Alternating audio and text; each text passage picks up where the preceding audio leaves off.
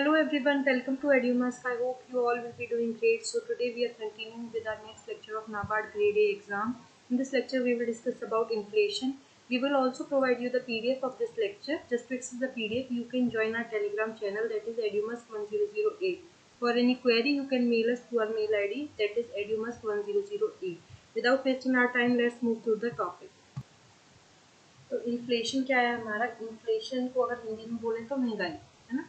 तो महंगाई से आप समझते होंगे कि अगर हमारी इकोनॉमी के अंदर जो हम जनरली जो गुड्स और सर्विसेज यूज़ कर रहे हैं, जो भी हम चीज़ें यूज़ कर रहे हैं, उनका एक प्राइस जो है वो जनरली राइज होता जा रहा है, बढ़ता जा रहा है, बढ़ोतरी हो रही है, तो उसको हम क्या कहते हैं? महंगाई कहते हैं, इन्फ्लेशन कहते हैं। तो वही है, इन्फ्लेशन का मतलब है किसी भी इकोनॉमी के अंदर जो हमारी गुड्स और सर्विसेज है उनका जो प्राइस है वो बढ़ता है, तो उसको इन्फ्लेशन कहा जाता है। दूसरी तरह से हम कह सकते हैं कि जो हमारी करेंसी जो भी हम यूज़ कर रहे हैं उसकी परचेजिंग पावर कम हो रही है, कि जैसे पहले हमें 100 रुपये में कितना सामान मिल जाता था और अब 100 रुपये में उससे कम मिल रहा है, तो उससे उसकी परचेजिंग पावर जो है वो कम होगी। तो इसी को क्या कहते हैं? इन्फ्लेशन कहते हैं, महंगाई कहते हैं। इन्फ्लेशन जनरली 3 टाइप का होता है: डिमांड पुल, कॉस्ट पुश और हाइपर इन्फ्लेशन। सबसे पहला हमारा आता है डिमांड पुल। डिमांड पुल से ही आप समझ सकते हैं कि जो डिमांड है वो ज़्यादा है किसी भी चीज़ की अनसस्टेनेबल रेट से, या मतलब जो नहीं बढ़नी चाहिए थी, जिस पेज से नहीं बढ़नी चाहिए थी उस पेज से अगर डिमांड बढ़ रही है और जो हमारे रिसोर्सेज हैं वो कम हैं, हम उनको जो सप्लाई है वो पूरी तरह से नहीं कर पा रहे हैं उन चीज़ों की, तो उस केस में हमारा डिमांड पुल इन्फ्लेशन हो जाता है, जो महंगाई है वो बढ़ जाती है। अगर हम एक जनरल टर्म्स में, मैं एक छोटी सी टर्म में बताऊं, लेमन टर्म्स में बताऊं, कि अगर किसी भी वस्तु की या किसी भी चीज़ की अगर मांग बढ़ रही है तो उसकी जो वैल्यू है या उसकी जो प्राइस है उसमें तो बढ़ोतरी आएगी, क्योंकि उसकी जो रिसोर्सेज हैं वो तो कम है, तो उसकी वजह से जो हमारा महंगाई बढ़ती है, जो एक छोटी सी टर्म में हम कह सकते हैं कि सिचुएशन को हम कह सकते हैं too much purchasing power chasing too few goods, मतलब इतने लोग उसको खरीदने के लिए सोच रहे हैं जितना कि वो है भी नहीं, अवेलेबल भी नहीं है, तो उसको कहते हैं डिमांड पुल इन्फ्लेशन। अब इसको होने का कारण क्या है? इस कई कारण हो सकते हैं इसके। सबसे पहला कारण आता है हमारा decline exchange rate of countries currency. जो कंट्री की जो करेंसी है, करेंसी रेट है, जो एक्सचेंज रेट है उनका, वो उसमें कमी आ जाना। दूसरा कि जो गवर्नमेंट का एक्सपेंडिचर है वो बढ़ जाना। तीसरा है कि जो टैक्स रेट है हमारा वो कम हो। फोर्थ आता है हमारा कि जो मॉनेटरी पॉलिसी है वो बहुत लिबरल हो, इतनी स्ट्रिंजेंट ना हो, उसकी वजह से जो हमारा जो चीज़ें हैं वो ढंग से नहीं हो पा रही हों और हमारा जो पॉलिसीज़ है वो अच्छे से काम ना करें। और increase in standard of living, तो जब स्टैंडर्ड ऑफ लिविंग बढ़ता है, लोगों का रहने सहने का जो तरीका है वो बदलता है, तो उससे क्या है कि उनकी जो डिमांड है बहुत सारी चीज़ों को लेकर, जिनके लिए रिसोर्सेज कम है, जिनको हम हर किसी को अवेलेबल नहीं कराया जा सकता, कंट्री से अवेलेबल नहीं करा सकती हर हर क्लास को, तो उस केस में हमारा क्या होता है कि जो हमारी जो डिमांड पुल इन्फ्लेशन है वो होती है। तो स्टैंडर्ड ऑफ लिविंग भी इसका एक रीज़न है। नेक्स्ट हमारा आता है कॉस्ट पुश इन्फ्लेशन। तो कॉस्ट पुश जो इन्फ्लेशन है वो कब होता है हमारा? जब हमारा जो मैन्युफैक्चरिंग जो हो रही है गुड्स की, उसमें हमारा ज़्यादा चार्ज लग रहा है, जैसे मटेरियल है जो महंगा रहा है, वेजेस महंगे हो गए हैं, बहुत सारे ट्रांसपोर्टेशन महंगा हो गया, तो उसकी वजह से जो हमारा जो प्रोड्यूसर है, जो फर्म का जो प्रोड्यूसर होगा, जो चीज़ें प्रोड्यूस कर रहा होगा, उसको अपने प्रॉफिट मार्जिन को बढ़ाने के लिए जो प्राइस में हाइक लाना पड़ता है, उस चीज़ को हम क्या कहते हैं? कॉस्ट पुश इन्फ्लेशन कहते हैं, जिसमें कि जो कॉस्ट ऑफ प्रोडक्शन है वो राइज होने की वजह से जो फैक्टर्स हैं और जो भी प्रोडक्शन में यूज़ हो रहे हैं वो उनके प्राइसेस बढ़ने की वजह से जो हमारा एक जो गुड्स है, हमारी कमोडिटी है, उसके प्राइस में जब हाइक आता है तो उसको कहा जाता है कॉस्ट पुश इन्फ्लेशन। अब इसके जो कॉजेज हैं, इसके होने का कारण क्या क्या हो सकता है? सबसे पहला भाई कि कंट्री का जो करेंसी है हमारी, उसका एक्सचेंज रेट है जो वो कम हो जाए, टैक्स रेट है वो हाई हो, ना कि लो, मतलब पिछले केस में हमने क्या पढ़ा था, डिमांड पुल वाले में लो टैक्स रेट होता है, जबकि हमारा जो कॉस्ट पुश इन्फ्लेशन है उसमें क्या है? टैक्स रेट का हाई हो जाना। ये एक मतलब मैन्युफैक्चरिंग के टाइम पे अगर उसको टैक्स ज़्यादा भरना पड़ रहा है तो वो अपना जो मार्जिन है, प्रॉफिट मार्जिन है, उसको बढ़ाने के लिए उसका प्राइस को बढ़ाएगा। कॉम्पोनेंट कॉस्ट, जो भी किसी चीज़ के प्रोडक्शन में जो कंपोनेंट यूज़ हो रहे हैं उनकी कॉस्ट का बढ़ने की वजह से क्या हो रहा है, हमारा जो वो कमोडिटी है उसका प्राइस हाइक हो रहा है। दूसरा हमारा आ सकता है मॉनेटरी पॉलिसी जो है वो बहुत टाइट है, बहुत स्ट्रिंजेंट है, जिसकी वजह से जो भी प्रोडक्शन हो रहा है, जो प्रोड्यूसर्स हैं, जो मैन्युफैक्चरिंग कर रहे हैं, उनको बहुत सारे आप लगा लीजिए लॉज या फिर जो भी पेपर वर्क है उस सबसे मतलब गो थ्रू होना पड़ रहा है, तो इसकी वजह से हमारा हो सकता है जो कॉस्ट पुश इन्फ्लेशन है वो कॉज हो जाए। नेक्स्ट हमारा आता है हाइपर इन्फ्लेशन। हाइपर इन्फ्लेशन जो है वर्ड से ही समझ में आ रहा है कि महंगाई का बहुत ज़्यादा रेट से बढ़ना, बहुत रैपिड और एक्सेसिवली आउट ऑफ कंट्रोल जब प्राइसेस हो जाते हैं चीज़ों के, उसको हम कहते हैं हाइपर इन्फ्लेशन। तो जो हाइपर इन्फ्लेशन है जिसको हम कह सकते हैं कि जो हमारा रेट है कमोडिटीज़ का, जो बेसिक नीड्स जो होती है हमारी, उनका जो प्राइस है वो इतने हाई पेस से इंक्रीज करता है, जैसे 50% ईच मंथ ओवर टाइम, मतलब इस तरह से बढ़ रहा है कि हर महीने 50% होता जा रहा है। और ऐसी कंडीशन जब कब क्रिएट होती है, जब हमारा वॉर होता है या फिर इकोनॉमिक टेंशन चल रही होती है, इकोनॉमिक क्राइसिस आ जाते हैं उस टाइम पे, या फिर जो हमारा जो सेंट्रल बैंक है वो बहुत ज़्यादा जो हमारे मनी है वो सप्लाई कर देता है, मार्केट में बहुत ज़्यादा मनी सप्लाई हो जाती है सेंट्रल बैंक की तरफ से, तो उस कंडीशन में हमारा हाइपर इन्फ्लेशन आ जाता है, क्योंकि पैसे की जो वैल्यू है, जो करेंसी की जो वैल्यू है वो बहुत ज़्यादा डाउन हो जाती है, जिसकी वजह से जो हमारा प्राइस है वो चीज़ों में हाइक हो जाता है। क्यों? क्योंकि जो बेसिक चीज़ें खरीदने के लिए हर कोई आ जाएगा, हर किसी के पास मनी होगी, क्योंकि मनी की जो वैल्यू है, करेंसी की जो वैल्यू है वो बहुत ज़्यादा डाउनफॉल हो गई है, उसकी वजह से जो बेसिक जो नीड्स हैं हमारी, बेसिक गुड्स जो है उनका प्राइस बहुत ज़्यादा बढ़ जाता है, और इस कंडीशन को क्या कहा जाता है? हाइपर इन्फ्लेशन कहा जाता है। अब इसको होने का जो कारण है वो क्या हो सकता है कि सबसे पहला तो मैंने बताया दिया आपको कि एक्सेस मनी सप्लाई, की जो हमारा सेंट्रल बैंक है वो इतनी करेंसी प्रिंट कर दे और जिससे कि मनी जो सप्लाई है मार्केट के अंदर वो इतनी ज़्यादा हो जाए, उसकी उसकी वजह से भी वो भी एक वन ऑफ द रीज़न हो सकता है हाइपर इन्फ्लेशन का। दूसरा हमारा क्या हो सकता है कि हमारी जो किसी भी कंट्री का जो फाइनेंशियल सिस्टम है वो ब्रेक डाउन हो जाए। अभी जैसे रिसेंटली पाकिस्तान में ऐसा कुछ हुआ था, तो वही जो है मतलब किसी भी कंट्री का फाइनेंशियल सिस्टम जो है वो ख़राब हो जाए और जो बैंक है उसके पास जो करेंसी है उसको मेंटेन करने का कोई भी स्कोप ना बचे, तो उस केसेस में हमारा क्या है? हाइपर इन्फ्लेशन आ जाता है। बेसिक जो चीज़ें हमारी गुड्स हैं, फूड फ्यूल वगैरह, वो भी बहुत ज़्यादा लिमिटेड हो जाती हैं और लोगों को मतलब अपनी बेसिक नीड्स के लिए भी सोचना पड़ता है। नेक्स्ट आता है हमारा measuring indexes of inflation. Inflation को मापने के लिए जो हम इंडेक्सेस यूज़ करते हैं, पैमाने यूज़ करते हैं, वो दो होते हैं। एक कंज्यूमर प्राइस इंडेक्स होता है, दूसरा होलसेल प्राइस इंडेक्स होता है। कंज्यूमर प्राइस इंडेक्स जो होता है वो रिटेल जो हमारे कंज्यूमर्स होते हैं, रिटेलर जो होते हैं हमारे, रिटेल जो मनी होती है उसके बेसिस पे काम करता है। सेकंड जो है हमारा वो है होलसेल, जो इकट्ठा जो माल लेते हैं, गुड्स और सर्विसेज को इकट्ठा जो वो करते हैं, जो फिर अलग अलग कंज्यूमर को अलग अलग जाके उपभोक्ता को बेचते हैं।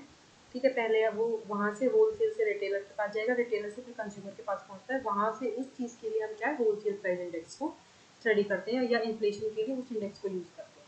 ठीक है, तो सबसे पहले हमारा आता है कंज्यूमर प्राइस इंडेक्स, सीपीआई। तो हमारा कंज्यूमर प्राइस इंडेक्स क्या है? It is the average change in price of goods और services over time that the consumer pay for a basket of goods और सर्विसेज। कि प्राइस में जो एवरेज जो चेंज आ रहा है किसी भी गुड या सर्विस का ओवर द टाइम, मतलब समय के साथ साथ जो प्राइस जो है वो इंक्रीज हो रहा है या डिक्रीज हो रहा है किसी भी चीज़ का, उसको क्या कहा जाता है? कंज्यूमर प्राइस इंडेक्स कहा जाता है। और इसमें ये चीज़ याद रखने की है कि ये हमारा रिटेल मनी पे होता है, कि जो रिटेलर है, जिस हिसाब से रिटेलर बेच रहा है कंज्यूमर को, वो होता है ये कंज्यूमर प्राइस इंडेक्स। इसका जो फॉर्मुलेशन होता है वो कैसे होता है कि कॉस्ट जो है किसी भी गुड्स की लगा लो आप, उसकी कॉस्ट को अगर हम डिवाइड करेंगे कि उसकी जो बेस ईयर में कॉस्ट थी उससे, कि वो पूरे साल में किस हिसाब से बढ़ा है, उससे हमारा क्या है? कंज्यूमर प्राइस इंडेक्स जो है वो निकलता है। जो सीपीआई है वो कंप्यूट कौन करता है? मॉस्पी। मॉस्पी मतलब ministry of statistics and programme implementation. ये जो हमारी है मिनिस्ट्री, ये हमारी क्या करती है? सीपीआई को कंप्यूट करती है, मतलब ये ही निकालती है कि किस हिसाब से जो हमारे प्राइस में चेंज होगा वो किस हिसाब से होगा। उसके बाद जो आरबीआई और बाकी की जितनी भी स्टैटिस्टिकल एजेंसीज हैं वो सीपीआई, इस जो भी मॉस्पी जो उसको कंप्यूट करेगी उसको स्टडी करते हैं, just to understand the price change, की जो प्राइस चेंज है वो किस हिसाब से हो रहा है और जो हमारी कमोडिटीज़ हैं उसके लिए वो प्राइस ठीक है या इन्फ्लेशन होने की कंडीशंस तो नहीं है, कि महंगाई इतनी ना बढ़ जाए कि अंडर कंट्रोल ना हो पाए। तो इसलिए जो आरबीआई और बाकी की स्टैटिस्टिकल एजेंसीज हैं वो इसको कंज्यूमर प्राइस इंडेक्स को स्टडी करती हैं। ठीक है, नेक्स्ट हमारा आता है डब्ल्यूपीआई, होलसेल प्राइस इंडेक्स। ये मैंने अभी आपको बताया है कि जो चेंजेस हैं प्राइस में जो चेंजेस हो रहे हैं, किसके? जो गुड्स और जो हमारी सर्विसेज है, जिनको हम बल्क में, जो बिजनेसमैन है वो एक साथ इकट्ठे से फिर अलग अलग रिटेलर्स को बेच रहा है, उन जो कमोडिटीज़ है उसके प्राइस में जो चेंज आता है वो किससे हम निकालते हैं? होलसेल प्राइस इंडेक्स से निकालते हैं। फॉर्मुलेशन इसकी यही है कि जो जो हमारा wholesale price index last year था उसमें से हमारा जो बिगनिंग ऑफ ईयर है, मतलब साल की शुरुआत में जो हो रहा है और साल के एंड में हो रहा है, उनका डिफरेंस अपॉन में जो हमारा बिगनिंग ऑफ ईयर में जो हमारा जो भी प्राइस था, होलसेल प्राइस था, उससे हमारा क्या है फॉर्मुलेशन है, ये हमारा फॉर्मुलेशन है किसका, होलसेल प्राइस इंडेक्स का। WPI जो है उसे कौन कंप्यूट करता है, ministry of commerce and industry. ये जो है हमारा WPI जो है ये हमारे इन्फ्लेशन को मेजर करने के काम आता है। Rate of inflation is the difference between the WPI calculated at the start and end of the year. तो रेट ऑफ इन्फ्लेशन जो है महंगाई की अगर उस रेट को हमें निकालना है तो हम क्या करेंगे, जो होलसेल प्राइस इंडेक्स है उसको शुरुआत में जो है वो और जो एंड में लिया गया है उन दोनों के डिफरेंस से हमें पता चलेगा कि हमारी जो महंगाई की दर है वो क्या चल रही है। क्लियर। नेक्स्ट हम डिस्कस करेंगे कि इन्फ्लेशन को कैसे कंट्रोल किया जा सकता है, क्या क्या मेथड्स हम अपना सकते हैं। सबसे पहला मॉनेटरी पॉलिसी। मॉनेटरी पॉलिसी को बहुत स्ट्रिंजेंट अपना भी नहीं चाहिए, बहुत ज़्यादा लूज भी नहीं छोड़ना चाहिए। तो एक एवरेज मॉनेटरी पॉलिसी होनी चाहिए जिसमें कि हमारा जो सेंट्रल बैंक है, जैसे हमारे RBI है, वो अपने इंटरेस्ट रेट्स को हाई कर सकता है, जो बोरोइंग है उसको एक्सपेंसिव बना सकता है जिससे कि लोग सेविंग पे ज़्यादा ध्यान दें, जो हमारी गवर्नमेंट है वो भी एक्सपेंडिचर अपना कम करे, क्योंकि अगर इंटरेस्ट रेट ज़्यादा होंगे तो बोरोइंग जो है वो एक्सपेंसिव हो जाएंगी और बहुत ज़्यादा खर्चे मतलब एक्सपेंडिचर्स पे ध्यान दिया जाएगा, जिससे कि हमारा जो कंज्यूमर की जो ग्रोथ है वो कम मतलब स्पेंडिंग पे कम ग्रो करेगी और जो इन्वेस्टमेंट है उसमें ज़्यादा इंक्रीमेंट आएगा। क्लियर। उसके बाद नेक्स्ट आता है हमारा कंट्रोलिंग मनी सप्लाई। तो मार्केट के अंदर अगर हम ज़्यादा मनी सप्लाई नहीं करेंगे तो हमारी जो इन्फ्लेशन है वो बैलेंस रहेगी। As a part of monetary policy बहुत सारी कंट्रीज ऐसी हैं जो इन्फ्लेशन टारगेट रखती हैं कि इसके बियॉन्ड हमारा मतलब महंगाई ना जाए, जिससे कि और जो वहाँ के जो लोग हैं वो भी उसको बिलीव करते हैं कि हाँ ये जो इन्फ्लेशन टारगेट है इसको हम अचीव कर सकते हैं, जिससे कि वो इसमें भी बिलीव रखते हैं कि अगर इन्फ्लेशन आता भी है तो वो उसको कम भी कर सकते हैं, वो कैपेबल हैं उस इन्फ्लेशन को कम करने की, जो उनकी जो एक्सपेक्टेशन है उसको भी पूरा कर सकते हैं और फुलफिल कर सकते हैं। और इसी रीज़न से जो है हमें क्या है इन्फ्लेशन टारगेट सेट करनी चाहिए। वेजेस कंट्रोल क्या होता है कि इन्फ्लेशन कई बार हमारे जो वेजेस हैं उनमें हाई होने से भी होता है, जिसकी वजह से क्या है हमारी इन्फ्लेशन की कंडीशंस क्रिएट हो जाती हैं। तो अगर हम अपना जो वेजेस हैं उनको अंडर कंट्रोल रखेंगे कि किस हिसाब से उनमें ग्रोथ करनी है, किस हिसाब से जो सैलरी है जो पर्क्स हैं वो किस तरीके से उनमें हाइक देनी है, वो चीज़ों पे अगर हम कंट्रोल रखेंगे, उसकी जो ग्रोथ है उस पर कंट्रोल रखेंगे तो हमारा क्या है इन्फ्लेशन की कंडीशन को कंट्रोल किया जा सकता है। Lower wages growth will help in reducing cost push inflation. अभी हम कॉस्ट पुश इन्फ्लेशन को पढ़ के आए हैं कि जो हमारे मैन्युफैक्चरिंग या प्रोडक्शन में हमारा जो कॉस्ट में हाइक आता है, मतलब जो प्राइस में हाइक आता है उसकी वजह से हमारी इन्फ्लेशन की कंडीशन होती है। तो अगर हमारे वेजेस की में जो हम वेजेस को बहुत ही लो पेस से ग्रो करवाएंगे तो उससे जो है हमारा जो कॉस्ट पुश इन्फ्लेशन है वो भी कम होगा और जो हमारा डिमांड पुल इन्फ्लेशन है वो भी मॉडरेट रहेगा। क्लियर।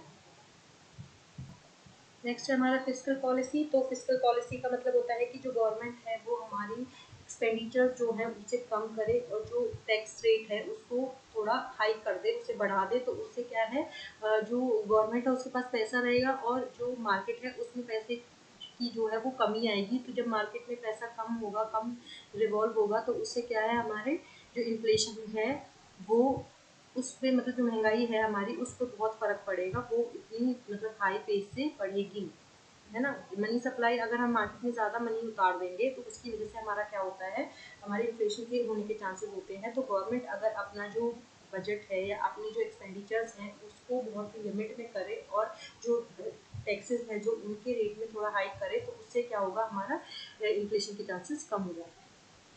क्लियर। उसके बाद आता है नेक्स्ट हमारा सप्लाई साइड पॉलिसी। इन्फ्लेशन कई बार इस वजह से भी होता है कि मोनोपोली सेट हो जाती है मार्केट में, कि हमारे पास कॉम्पिटिटिव है ही नहीं, कोई कॉम्पिटिटिवनेस है ही नहीं कि कोई भी जैसे प्रोडक्ट है उसकी कोई भी कॉम्पिटिशन नहीं होगा, तो वो क्या है वो मोनोपोली सेट करके उसका प्राइस में हाइक आ जाएगा। तो इसके लिए हम क्या है सप्लाई साइड पॉलिसी है उसको एनेबल कर सकते हैं अपनी इकोनॉमी के अंदर, जिससे कि जो कॉम्पिटिटिवनेस है वो बढ़ेगी और इन्फ्लेशन को का जो प्रेशर है उसको कंट्रोल किया जा सकता है। क्लियर। उसके अलावा भी बहुत सारे जो हमारे रीजंस हैं। फर्स्ट है हमारा having a rational wage policy. उसके बाद है price control, rationing, import high demand commodities, जितने भी हाई डिमांड कमोडिटीज़ हैं हम उनका इंपोर्ट करते हैं। कंट्रोलिंग होर्डिंग एंड स्पेकुलेशन, जो लोग जमाखोरी करके रखते हैं चीज़ों की जिसकी वजह से प्राइस हाइक होता है, तो उसको भी कंट्रोल किया जाए और एक्सपोर्ट जो है उसमें डिक्रीज किया जाए, जिससे कि जो चीज़ें हैं वो हम यहीं पे यूज़ कर सकें, और अगर हम एक्सपोर्ट ज़्यादा करेंगे तो यहाँ पे उस चीज़ की वैल्यू है या प्राइस जो है वो बढ़ जाएगा। तो ये सारे रीजंस थे जिनकी वजह जिनको अगर हम फॉलो अप करें उससे हमारा क्या होगा, हमारे इन्फ्लेशन को कंट्रोल कर सकते हैं। Recent trends in inflation in India, तो ये कुछ फैक्ट्स हैं जो कि अभी रिसेंट में जो भी इन्फ्लेशन के अंदर फॉलो अप किए गए हैं, इनको आप जब हम आपको पीडीएफ प्रोवाइड करेंगे उसमें से आप देख सकते हैं, अच्छे से पढ़ लीजिए। नेक्स्ट है हमारा inflation impact on national economy and individual income. तो इन्फ्लेशन का जो हमारी इकोनॉमी है, आप इंडिया की लगा लीजिए, किसी भी कंट्री की जो इकोनॉमी है या फिर किसी भी इंडिविजुअल की जो इनकम है उस पर क्या फ़र्क पड़ता है, तो उसके बहुत सारे जो रीजंस है, क्या क्या चेंजेस आ सकते हैं, क्या क्या चीज़ें हो सकती है। जब इन्फ्लेशन हाई होता है तो उससे क्या होता है, हमारा जो स्टॉक प्राइस जो होता है वो अंडर वैल्यूड हो जाता है। जो स्टॉक्स का जो प्राइस होता है उसका वो प्राइस नहीं रह पाता, मतलब बिलो हो जाता है उससे, जो उसका एक इंट्रिंसिक प्राइस होना चाहिए उससे भी बिलो उसकी मतलब प्राइस वैल्यू हो जाती है। तो पहला रीज़न ये होता है। दूसरा क्या होता है कि जो गोल्ड का जो प्राइस है वो इंक्रीज हो जाता है।